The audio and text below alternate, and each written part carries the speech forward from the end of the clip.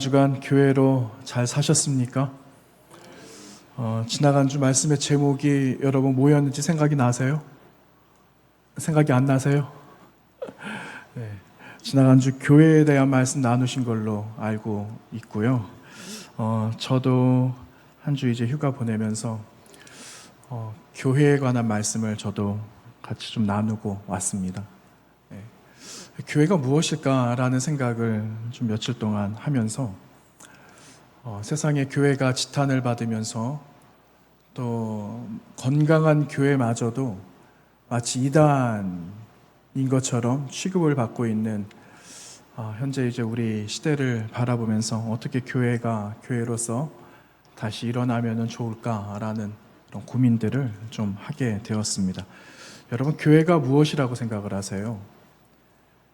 눈에 보여지는 건물이 교회이기도 하지만 저와 여러분이 교회 아닙니까? 움직이는 교회 아니에요? 근데 교회가 되려면은 교회 본질이 무엇인가를 아는 것이 먼저가 아닐까라는 생각을 한번 해보게 되었어요. 그리고 그 교회의 본질을 알게 되었다면 다시 그 모습으로 회복하고 살아가야지 이제 교회가 교회다운 삶을 모습을 보이는 것 아닐까라는 겁니다. 우리가 너무 잘 아는 거예요. 그 사무엘상 19장에 보시면은 그 다윗이 나오고 사울이 나옵니다. 그런데 이미 여러분 아시듯이 다윗이 그 사울의 미움을 받게 되잖아요. 사울이 다윗을 죽이려고 하거든요. 그래서 그를 향하여서 창을 던졌어요. 창을 모두 몇 번을 던졌는가? 2번을 던졌는데 던진 창이 다 다윗의 옆을 지나서 벽에 박히게 되었다는 그 말씀이 사무엘상에 기록이 되고 있거든요. 다윗이 생각을 하다가 내가 여기에 있다가는 살아남지 못하겠다 하여서 사울을 떠나게 되죠. 사울을 떠나서 어디로 가게 되는가? 라마로 갑니다. 라마. 여러분, 라마에는 누가 있었을까요? 사무엘이라는 사람이 있었거든요. 그 라마는 사무엘의 고향이었어요. 그래서 다윗은 라마, 사무엘이 있는 곳을 가게 되고 한동안 라마에서 사무엘과 함께 지내다가 사무엘이 죽은 후에 바란 광야로 떠났다라고 사무엘상 19장에 말씀하고 있습니다. 자, 여러분 질문 한번 드립니다. 그 사무엘과 함께 있었던 다윗이 왜 바란 광야로 떠나게 되었을까 하는 겁니다. 왜 떠났을까요? 제가 이미 답을 말씀드렸어요. 그곳에 누가 없기 때문에? 사무엘이 이제 없어요. 사무엘이 죽었기 때문에 다윗은 바란 광야로 이제 떠나게 된 겁니다. 여러분, 쉽게 말하면은 이 사무엘이라는 사람은 누굴까 하는 거예요. 사무엘이라는 사람은 어른이라는 거죠. 어른. 여러분, 교회에 어른이 계세요. 여러분, 우리 교회에도 어른이 계실까요? 교회에 어른들이 얼마나 많으세요? 그런데 제가 말씀드리는 이 어른은 그 연세가 많으신 분을 말씀드리는 게 아니에요. 연소하지만 주님의 마음을 담고 주님의 성품을 가진 그 사람이라면 얼마나 그 사람도 어른으로서 역할을 할 수가 있겠습니까? 그런데 지금 한국교회뿐만 아니라 교회들 안에 진정한 어른이 계시는가, 그런 생각이 듭니다. 예전에 여러분 교회 안에서 자라셨잖아요. 저도 교회에서 자랐거든요. 그런데 교회 안에는 항상 어른이 계셨어요. 그래서 학교 끝나고 나서 깜깜한 밤에 야간 자율학습 끝나고 나서 교회 들리기도 하고, 그래서 기도하다 가기도 하고, 그리고 내가 가고 싶으면 언제든지 교회 가면은 항상 맞이해 주셨던 분들이 계시지 않으셨습니까? 그분들이 어른들이었어요. 아이고, 잘 지냈냐? 그래, 많이 피곤하고 공부하기 힘들 텐데 야, 얼른 집에 안 가고 교회까지 와가지고 또 기도하고 가냐? 하나님께서 그 기도 잘 들어주실 거다 하면서 등을 두드려 주시거나 위로해 주셨던 그런 어른들이 얼마나 많이 계셨어요. 물론 시대가 변하고 그러한 형편들이 되지 않는 것들도 있지만 여러분, 우리는 교회 안에 어른으로서 그 자리를 지키고 있는가 한번 우리가 돌이켜 보면 어떨까 하는 그런 생각을 한번 해보게 되었습니다.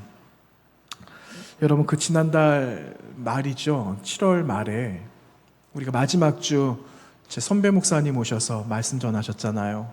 그 도미니카 공화국에 계시는 선교사님, 목사님 오셔서 말씀을 나누게 되었는데, 사실은 이제 제가 여기 부산으로 다시 오면서 3년 전에 목사님 부산에 잠시 들렸다 해서 만난 적이 있어요. 그리고 3년 전에 기회가 되면은 성복교회에서 말씀 한번 전하면 참 좋을 것 같아.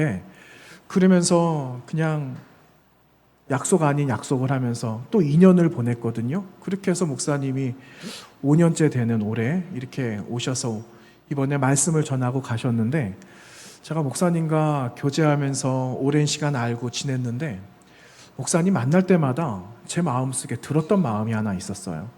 그 어떤 마음이 들었는가? 목사님을 만나면은 그냥 마음이 기쁜 거예요. 그게 왜 기쁜 마음이 내 마음속에 그냥 느닷없이 있지? 다른 사람들하고 나누면서도 이런 동일한 마음을 나눌 수가 있는데, 유독 목사님하고 말씀 나눌 때마다, 이야기 나눌 때마다 마음에 기쁨이 있었어요. 그게 뭘까? 곰곰이 생각을 했습니다. 자, 여러분, 우리가 사람들을 만납니다. 사람들 만나서 이 사람 저 사람 같이 만나서 이야기하다가 우리들 이야기만 합니까? 저하고 권사님하고 둘이 막 이야기하다가 아이고 그런데 내 이야기 좀 한번 들어봐 이러면서 누구 이야기합니까? 이 자리에 없는 사람들 이야기하잖아요. 그런데 그 이야기가 얼마나 재밌는지 몰라요. 고소하기도 하고 쌤통이기도 하고 막 그런 이야기 막 나누어요. 그렇죠? 그러면서 막 험담하는 게 여러분 재밌든가요? 재미가 없든가요? 그 참 재밌어 하면 안 되는데 참 묘한 맛이 있어요. 그런데 어쨌든 우리는 그렇게 남들 이야기하는 거를 참 잘합니다. 그런데 하고 나면은 왠지 마음이 불편해요. 그렇잖아요. 그런데 이 목사님을 교제하면서 느꼈던 마음이 저의 마음속에 어떤 기쁨인가? 선교지 그리고 사람들 다 연관이 되어져서 우리보다 더 어려운 환경과 형편을 그 목사님 가지고 계시는데 한 번도 환경 탓, 사람 탓하는 그 이야기를 한 번도 들어본 적이 없어요. 누구를 콕 집어가지고 있잖아. 누구 말이야. 너 알지? 그런 이야기를 하지 않으시더라니까요. 제가 곰곰이 생각을 해봤어요. 곰곰이. 그러고 보니까 목사님은 사람들 이야기를 안 하시는구나. 없는 사람 이야기를 하지 않는구나. 아니 어려운 이야기 하실 법만도 한데 오랜 시간 선교하시면서 선교 후원이 끊기게 되면 얼마나 어려워요. 그런데 배 아픈 이야기 그런 이야기 안 하시더라고요. 그러면서 목사님은 어떻게 저렇게 말씀을 저렇게 하실 수 있지? 하다가 제가 오늘 말씀 준비하다가 이 말씀 속에서 그 해답을 발견하게 되었어요. 그 말씀이 무슨 말씀인가? 여러분 5장 한번 보시겠어요? 5장 우리가 나누었던 5장 말씀 1절에 보시면은 5장 1절에 이렇게 말씀하고 있습니다. 그러므로 사랑을 받는 자녀같이 너희는 하나님을 어떻게 하라고요? 본받는 자가 되라. 여기에 답이 있다라는 것을 제가 알게 되었습니다. 하나님을 본받는 사람이 된다. 여러분 하나님을 본받는 자가 되시기를 부탁드립니다. 잘 하실 수 있으시겠습니까? 좀 잘 하시기가 어렵죠. 여러분 솔직하게 펼쳐놓고 이야기하면 어떻게 우리가 하나님을 본받는 자가 될 수가 있겠어요? 거룩하신 하나님, 절대 신인 그 하나님을 어떻게 우리가 본받으면서 살아갈 수가 있겠습니까? 그거는 할 수가 없는 일이에요. 차라리 하나님이 아니라 예수님을 본받으세요 하면은 예수님이 어떻게 살아가셨는지를 우리는 알기 때문에 흉내라도 낼 수 있죠. 그런데 하나님이 말씀을 통하여서 우리에게 찾아오신 것 말고는 하나님이 직접 우리에게 무엇을 보여주셨는지 알 듯 모를 듯 하기 때문에 그게 어려운 것 아니겠어요? 그럼에도 불구하고 여러분 우리는 하나님을 본받는 자가 되어야 한다라는 거예요. 왠지 아세요? 여러분이나 저는 이미 그리스도 예수를 통하여 그 사랑을 입은 자가 되었기 때문에, 그래서 그 사랑이 무엇인지 성경에 낱낱이 기록하고 있기 때문에 우리는 그 사랑이 무엇인지는 안다라는 거예요. 그래서 그 사랑을 실천하는 사람, 사랑하며 살아가는 사람이 되어져야 하는 거죠. 여러분, 예수님께서 여러분 어떻게 사랑해 주셨습니까? 예수님께서 우리를 어떻게 사랑해 주셨는가? 십자가에서 그 사랑을 다 보여주셨거든요. 그런데 십자가의 자리에 오시기 전까지 주님은 수많은 사람들을 만나셨다라는 겁니다.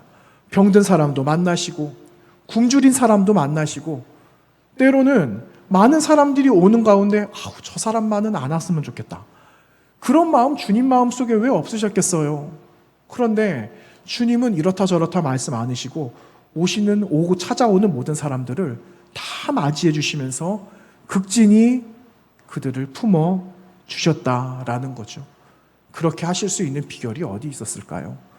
여러분, 바울 사도께서 빌립보서 2장 말씀에서 뭐라고 말씀하시는가? 그분이 스스로를 낮추셨습니다 하는 자기 비하의 말씀을 하시거든요.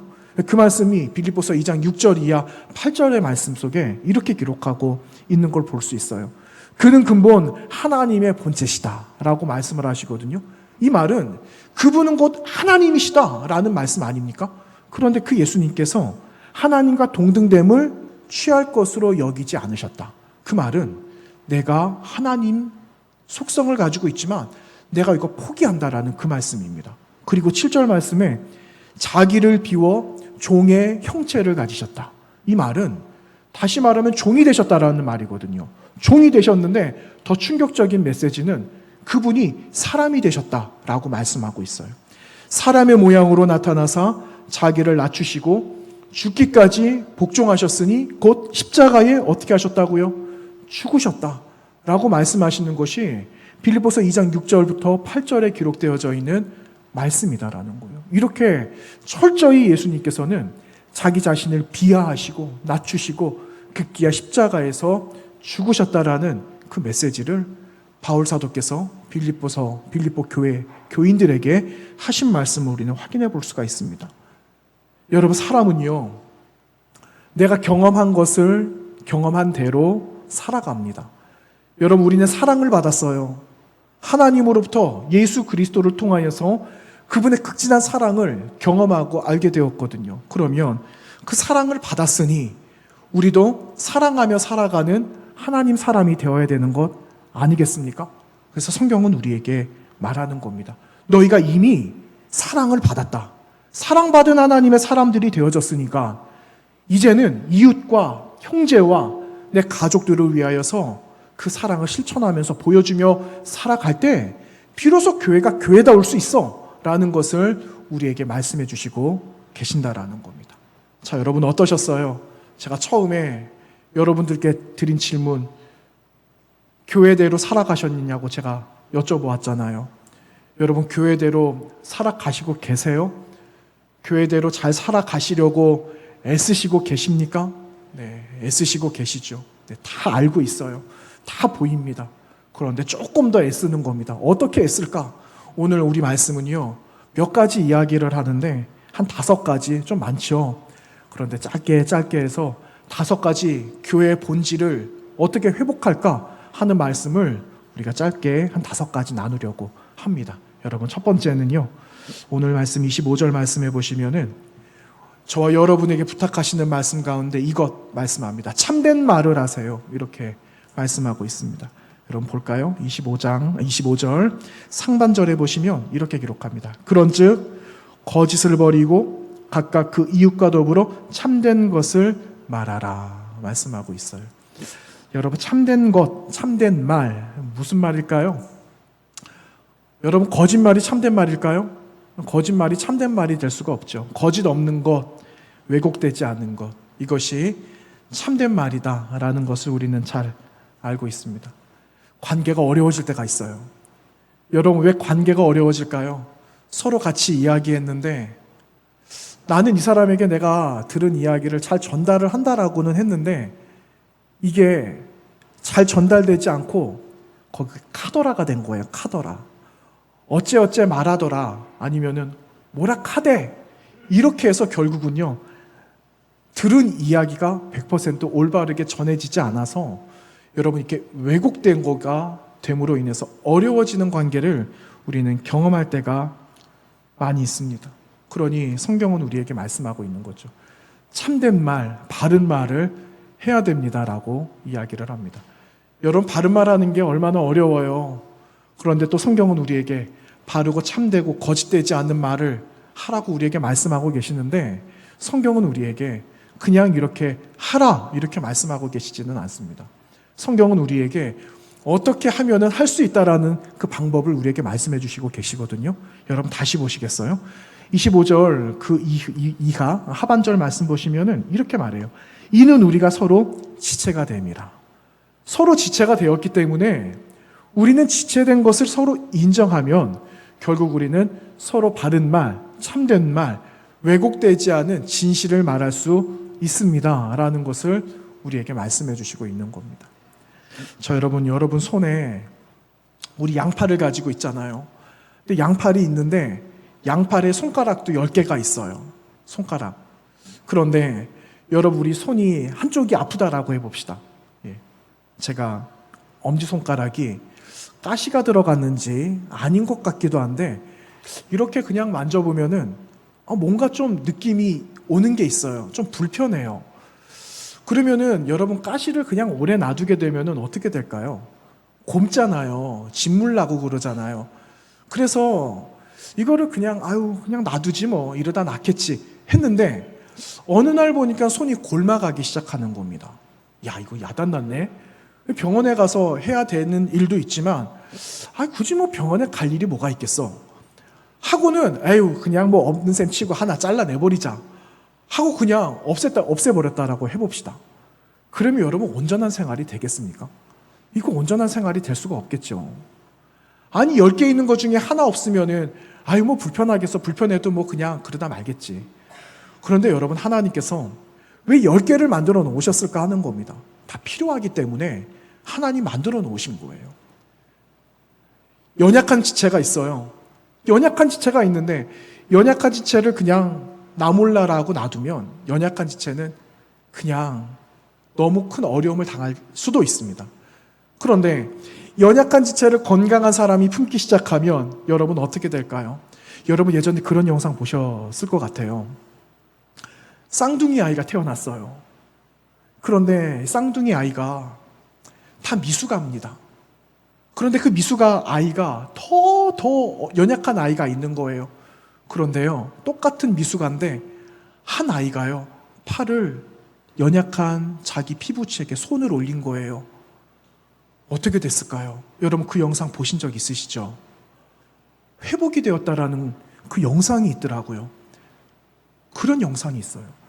연약하지만 강건한 사람과 같이 있게 되면 여러분 연약한 사람도 강건하게 되는 거예요. 여러분 우리가 지체라는 그런 비밀의 말씀을 우리에게 해주시고 계시는 거예요. 우리가 지체인데 어떻게 내 가치 있는 지체를 몰아낼 수가 있겠습니까? 여러분 어떻게 한 지체인데 어떻게 그 지체에게 대해서 험담을 할 수가 있겠어요? 결국 그 화살이 누구에게 돌아옵니까? 나에게 돌아오는 거예요. 여러분 우리는 한 손가락을 가지고 한 사람을 가리킵니다. 아유 이러잖아요. 그런데 여러분 나머지 네 손가락 누구 가리키고 있어요? 나 가리키고 있는 거예요. 이런 이치를 어렵지 않은 이치인데 우리는 그걸 망각하고 살아가고 있다라니까요. 그래서 여러분 기억하는 거예요.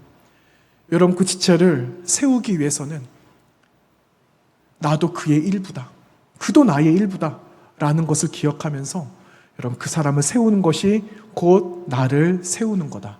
라는 것을 기억하시며 여러분 지체됨을 함께 이루어 가야지 된다는 것을 오늘 25절 말씀에서 말씀하고 있는 겁니다. 두 번째 볼까요? 여러분 두 번째는 26절과 27절의 말씀인데요. 이렇게 기록합니다. 26절 말씀 다 같이 읽어봅니다. 시작. 분을 내어도 죄를 짓지 말며 해가 지도록 분을 품지 말고 이렇게 말씀하고 있어요. 27절에 보니까 마귀에게 틈을 주지 마라. 여러분 우리가 분을 품고 틈을 보이는 그 순간에 누가 비집고 들어오는가? 마귀가 들어온다. 이렇게 말씀하고 있습니다. 여러분 원래 26절 말씀은요 3개의 문장이에요. 분을 내어도 죄를 짓지 말며 해가 지도록 분을 품지 말고, 이 말씀은요 3개의 문장. 첫 번째 문장은요 분을 내어라 이 말씀이에요. 여러분 사람이 분을 낼 수 있죠. 네, 화낼 수 있죠. 분을 낼 수 있다. 분 내어라 이 말이에요. 두 번째, 그러나 죄는 짓지 마라 이 말씀을 하고 있고요. 세 번째, 분을 내고 있지만 해가 다 떨어질 때까지 화내고 있지 마라. 그 상태로 잊지 마라 하는 그 말씀, 세 가지의 단문으로 기록된 말씀이 26절 말씀이에요. 그런데 여러분은 이 말씀을 어떻게 이해하셨습니까? 26절, 분을 내어도 죄를 짓지 말며 해가 지도록 분을 품지 말라. 여러분 어떻게 이해하셨어요? 그래, 분을 품을 수는 있지만 분 오래 두지 마라, 이렇게 다들 이해하셨을 거라고 생각을 합니다. 그렇죠? 그렇게 이해하셨죠? 예.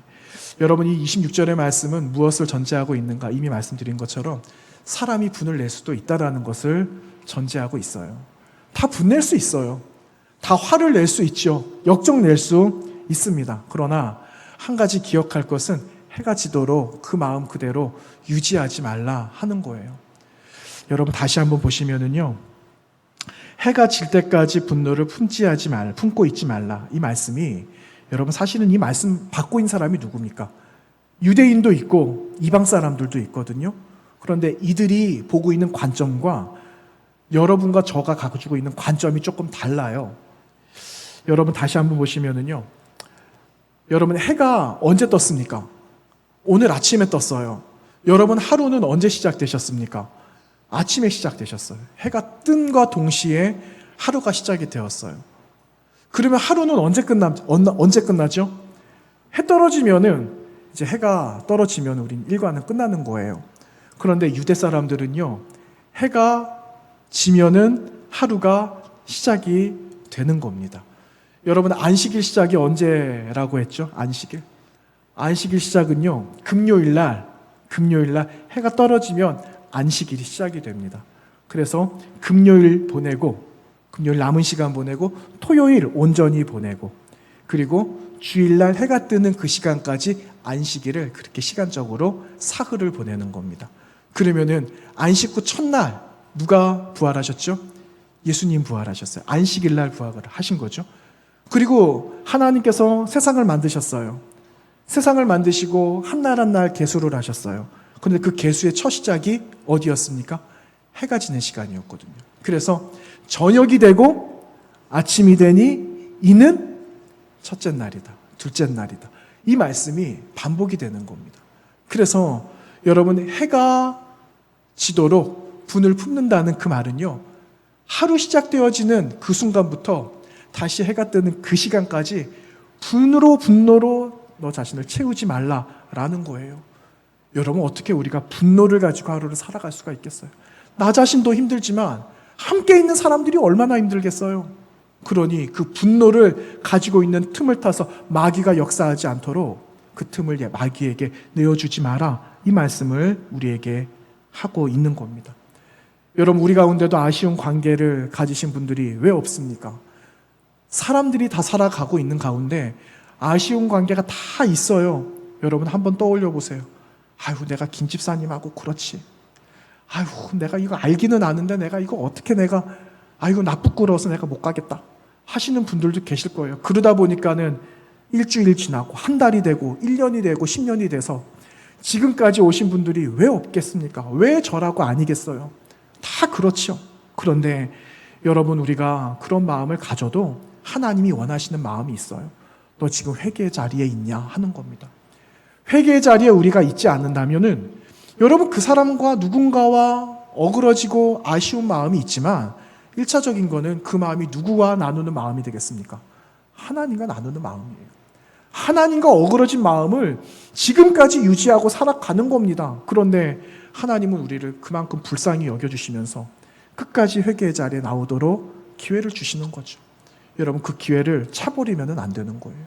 그 기회가 언제 소멸될지 몰라요. 그래서 여러분, 좀 그러한 아쉬운 마음이 있었다면 먼저 찾아가시는 용기, 혹은 나도 모르는 사이에 한쪽에서 일방적으로 좀 불편한 마음 가지신 분들도 있을 거예요.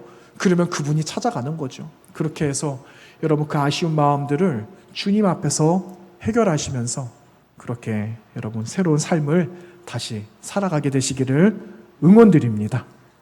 세 번째 한번 볼까요? 세 번째는 28절 말씀입니다. 28절 말씀에 이렇게 기록합니다. 도둑질하는 자는 다시 도둑질하지 말고 돌이켜 가난한 자에게 구제할 수 있도록 자기 손으로 수고하여 선한 일을 하라 하고 28절 말씀 기록합니다. 여러분, 도둑질은 남의 것 가져오는 거예요. 내 거가 아닌데 이렇게 몰래 가져오는 게 도둑질 있죠. 그런데 이 성경 말씀은요, 도둑질을 우리가 아는 도둑질에 한정시키지 않는다라는 거예요.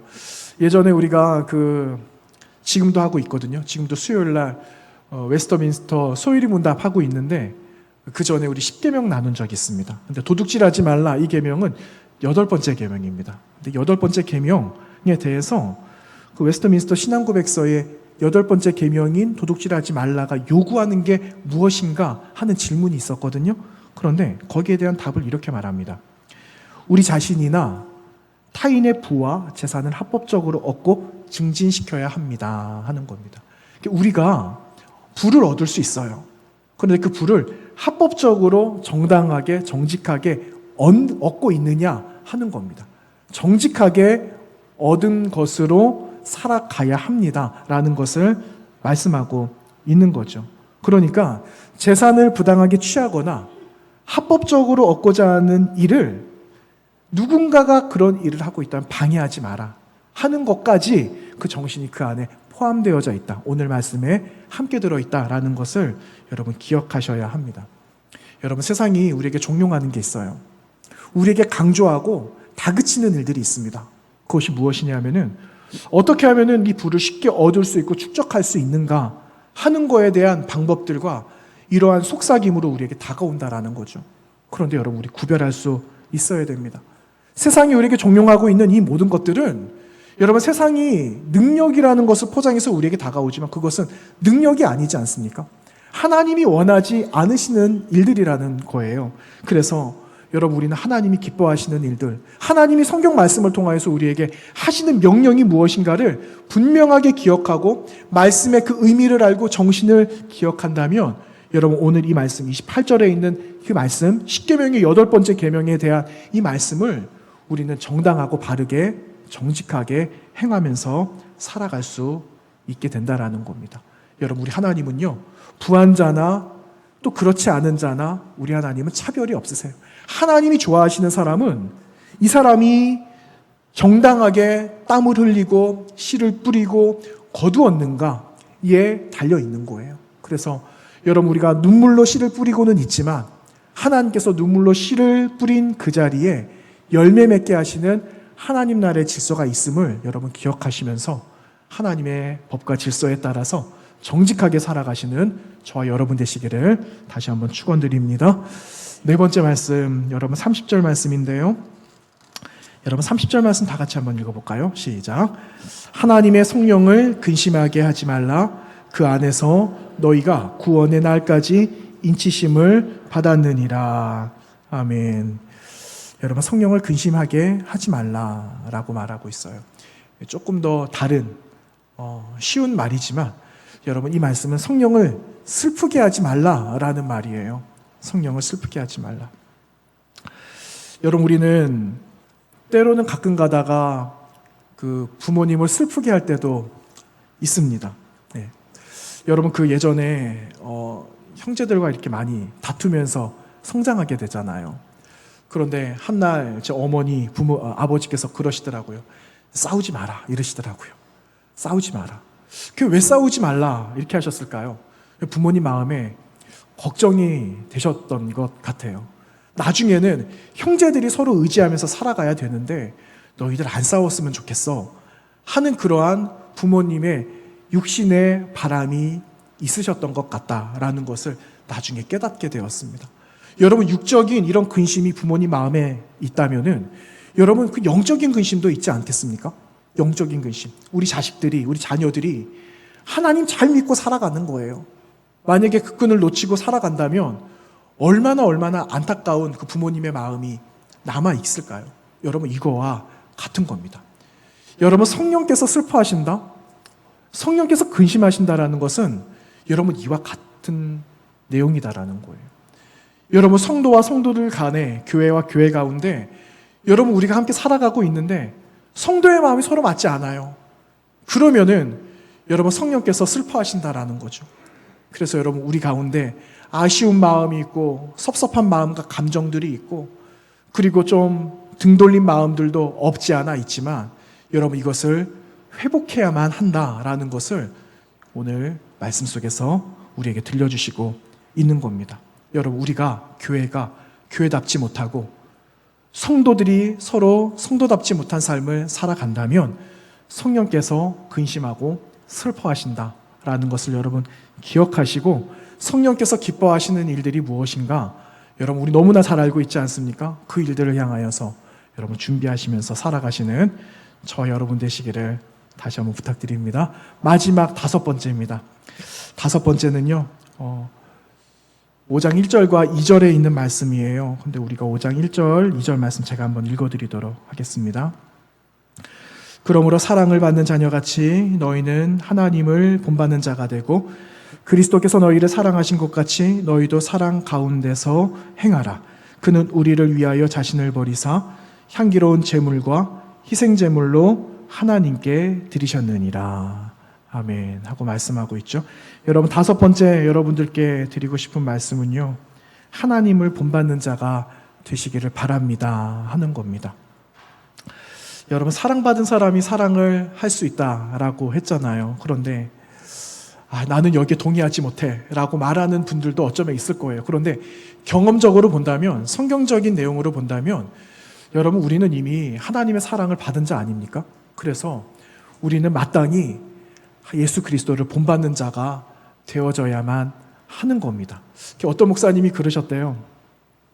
어떻게 하면은 하나님을 본받는 자가 될 수 있을까 했더니, 여러분, 오늘 우리가 나누었던 이 말씀들을 그대로 다 행하면 된다라고 말씀을 하셨답니다. 당연하죠. 그런데 하나하나 뜯어보면은 참으로 힘들고 어렵기도 합니다.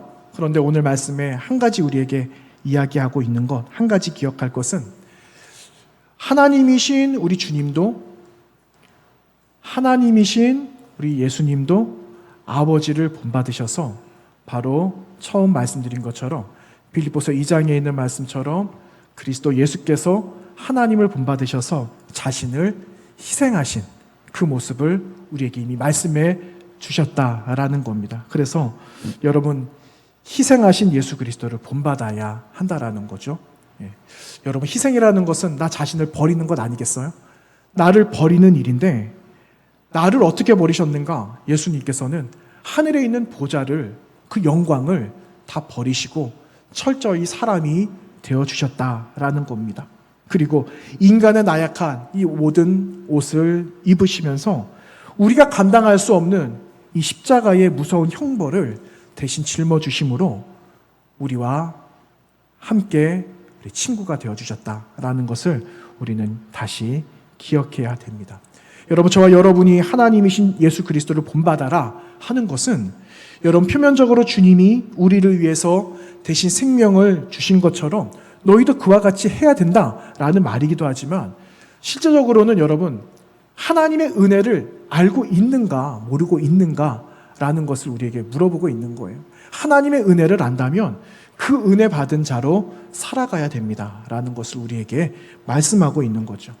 여러분, 은혜를 알면 쉽게 있습니까? 우리가 은혜를 입은 자가 되었어요. 그리고 누군가에게 은혜를 얻게 되었습니다. 그러면 그 은혜를 우리는 쉽게 잊지 못하죠. 어떻게 하면 내가 보답할 수 있을까를 생각하면서 어떻게 해서든지 그 은혜를 보답하면서 살아갑니다. 이렇듯이 여러분, 은혜를 잊지 않고 살아가면 하나님을 본받는 자의 모습을 회복할 수 있게 됨을 성경은 우리에게 말씀하고 있는 겁니다. 이제 말씀을 줄이도록 하겠습니다. 사랑하는 여러분, 사람의 인내와 경험과 지식으로는 하나님을 본받을 수가 없어요. 지금 나에게 주어져 있는 은혜, 그리고 진정한 감사, 이것이 저와 여러분의 삶 속에서 계속되고 있는가를 한번 돌아보았으면 좋겠습니다.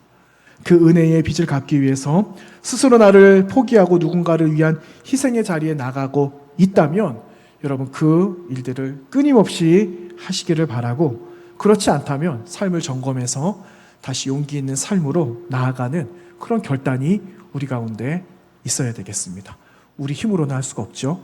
그러나 하나님이 도와주시는 그분의 힘과 용기를, 또 그분의 힘을 의지하시면서 여러분, 이번 한 주간도 교회의 본질을 회복하시고 성도된 삶을 통하여서 하나님 앞에 영광으로 나아가는 저와 여러분의 결단 있는 삶이 되시기를 주님의 이름으로 부탁드립니다.